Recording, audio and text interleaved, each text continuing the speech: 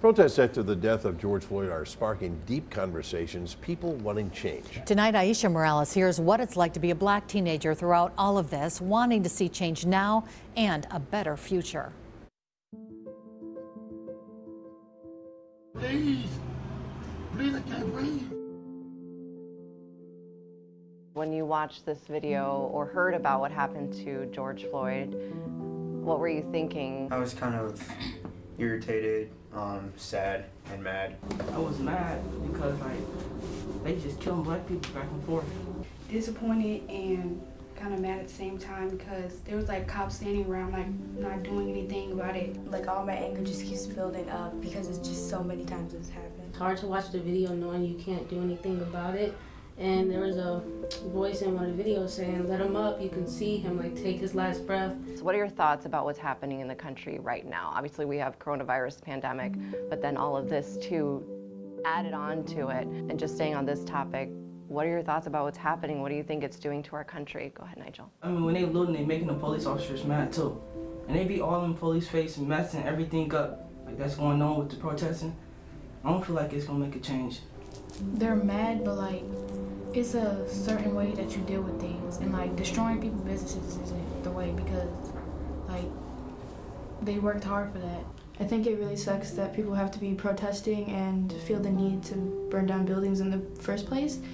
I think it's really sad that it's taken so long for people to open their eyes. What do you think needs to happen for change to occur? One, we need to come together, and two, some people are just coming to the protests to just let it all out, and that shouldn't be the case because you're feeding the people's stereotypes about us, so that's not going to help. I think instead of everybody giving their money to the police departments, give their money to schools so they can hire good teachers like that and counselors to help kids through it. All of the racism and people treating them differently because of the color of their skin. So the question is, have you ever been discriminated against? There's that question, and then if you want to share what happened, you don't have to be specific with the who or what or where, just, you can talk about how it made you feel more so. They would call us they would call her a black monkey and stuff like that. And they would just be really rude. And then we told the principal and they didn't believe us. They said that I'm smarter than I look, stuff like that. It was how am I supposed to look to be smart? How am I supposed to speak to be black? Is stuff like that. From adults, it hurts worse. I mean, it emotionally affected me, but I just realized that I can't just let this stuff get to my head.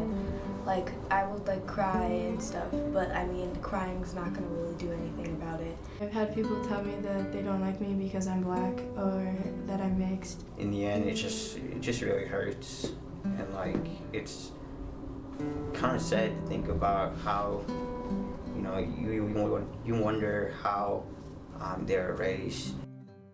Any good things that are coming out of this? What do you think is happening? Do you think maybe people are starting to open their eyes, open their ears? I mean, yeah, I think a lot of people open their eyes and see we really hurt. I feel not just in Wisconsin, but in different states, that the police department and the police force actually marching with the people and trying to understand their situations. The communities that's coming together, the ones who have privilege and that's sheltering us, that's the good part that's coming out. Everybody's starting to see what really has been happening. What are your hopes for the future? Are there any other changes we can make as a community, as a country?